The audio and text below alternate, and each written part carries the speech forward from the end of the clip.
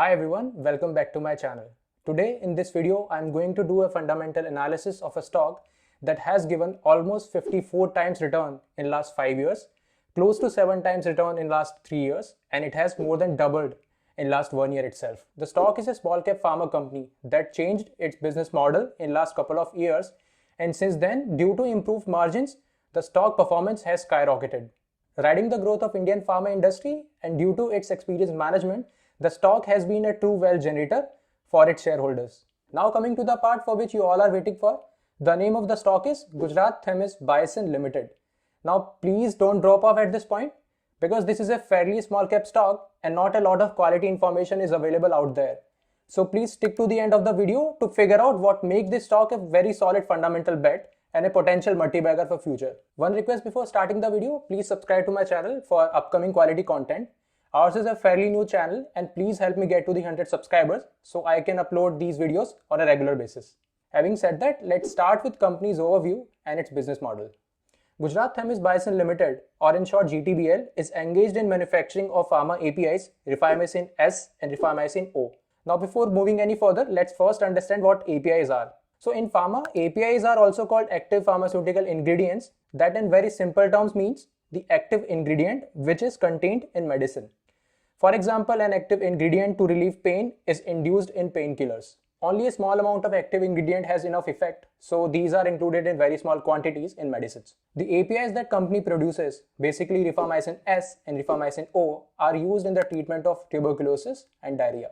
The key raw material that company uses to manufacture these APIs is rifabutin, which is sourced through the domestic market itself. The company has long-standing relationship with its suppliers, thereby ensuring constant supply of raw materials. Now there is a very solid point or very positive fundamental change in company's business model. Prior to FY20, the company was engaged in contract manufacturing of rifamycin for lupin. During FY20, the management decided to change the business model and they moved from contract manufacturing to sales model. And that was a really good decision because due to this decision, the company's operating profitability and margins went up significantly. And that is the primary reason company's stock price has skyrocketed in last few years. Talking about company's manufacturing facility, the company's manufacturing plant is located in Vapi, Gujarat, which is equipped with state-of-the-art manufacturing facility with an overall capacity of around 16,000 kilograms per month. Now let's talk about Indian pharma industry overall and its growth trajectories. The pharmaceutical industry in India is currently valued at $50 to $55 billion and is expected to reach around $65 billion by the end of this year, 2024. And by end of 2023, it is expected to reach around $130 billion. The Indian pharmaceutical industry is currently ranked third by production volume and it is showing a growth CAGR of around 9.4 to 9.5% over the last 9 to 10 years. Because of government's focus on investments, growth plans and initiatives, this sector will see a huge upside in next couple of years. Now let's move to company's key positive areas. Number one is product expansion. Company is expanding its product portfolio and working on another 10 to 12 products. But the major key bet that the company is taking is by planning to manufacture a new API called Rifapentine. Now a little context there. Last year WHO came with a new guideline which mentioned that Rifapentine to be used as a first line treatment of tuberculosis. They mentioned that it will reduce the current treatment time of TB from 6 months to 4 months if we use Rifapentine instead of Rifamycin. Expecting this, the company sees a huge upside potential and they are already planning to expand their facilities to manufacture this. Also, if the domestic demand shoots up for Rifapentine, due to Make in India initiative, 80% of that will be fulfilled by domestic production only. And all these points give a massive growth opportunity for GTBL. Second point is process moat. Company manufactures its products by fermentation technology and that is the core competency of the company. GTBL became India's first company to start commercial production of rifampicin as a TB drug using fermentation process. And this process saves time and cost in comparison to synthetic process. And third point is capacity expansion. GTBL is implementing a capital expenditure of around 200 CR, which will be used for a new R&D lab, increased fermentation capacity and a new API block. And they have mentioned in their con call that this 200 CR number could be expanded aggressively at least twice as they plan to expand further.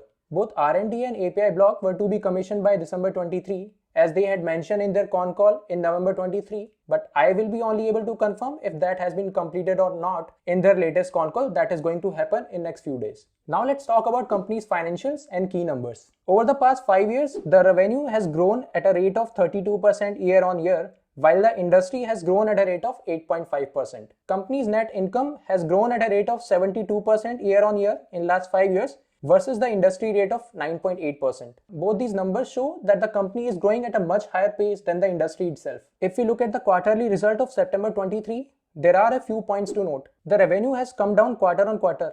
If we compare September 22 revenue with September 23, the company leadership mentioned that company is running at an optimal capacity and they are able to sell their entire production volume. However, in previous quarters of Q1 FY24 and Q2 FY23, sales volume included unsold inventories from the respective previous quarters, which was not case in Q2 FY24. Now, I am not sure why unsold inventories were included in the sales volume, but this is a point to be noted. Secondly, the expenses have remained same, hence the operating profit margins have come down. Talking about the cash flow statement of the company, cash from operating activity has increased year on year and net cash flow is positive in the latest financial year statement.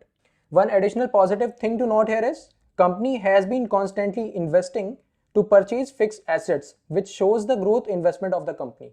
Now let's talk about a couple of numbers. Company's current market cap is around 2400 CR, which makes it a fairly small cap company. The ROCE is 61% and the ROE is 46%. Both the numbers are absolutely staggering. Company's debt to equity ratio is 0.01. Basically, the company is virtually debt free. However, there is 3.3% pledge promoter holding. Nothing to be very concerned about as the company is growing at a very rapid rate. Now if we talk about company's current valuation, company's PE is around 47, which is definitely not cheap if we compare it with other peers in this industry. Company's price to book value is almost 14, which makes it a fairly highly valued stock. And if we look at other peers, they are trending 7 or below. Now let's talk about some key concerns related to the company. Very first point is concentration risk about competitors. Now company caters to only two customers. First, Lupin, around 40 to 45% of their sales, and Optrix Laboratories, around 50 to 55% of their sales. Now company has some agreement or some contract with both these companies, which mitigates the risk up to a certain extent, but any major setback due to fall in orders of these clients could significantly impact the growth of GTBL. However, we should also note that both these companies have been associated with GTBL since a very long time, and GTBL's management is confident that they will be able to continue their relationship. Second key risk is concentration of their product portfolio. Now GTBL primarily depend on one therapy area, which is tuberculosis, and they manufacture two primary products, Rifamycin S and Rifamycin O. Any innovation in tuberculosis treatment or any new drug could impact the GTBL sales. For example, if the new API Rifapentine is able to replace Rifamycin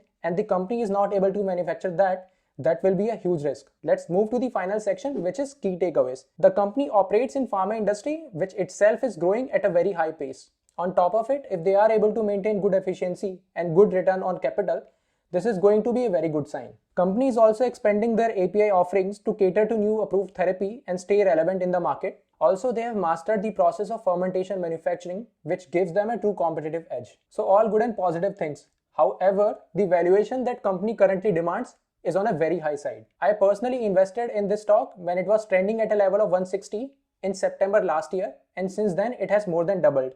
At this level, I wouldn't be very comfortable accumulating this. So based on my belief, if company is able to maintain its positive fundamentals and grow at a similar pace, then investing in it at a cheaper valuation would be a sensible decision. I hope this video was helpful and you were able to learn a thing or two from this video. If you like my content, please smash that like button and stay tuned for the next videos. Till then, happy investing. I'll see you in the next video. Thanks a lot.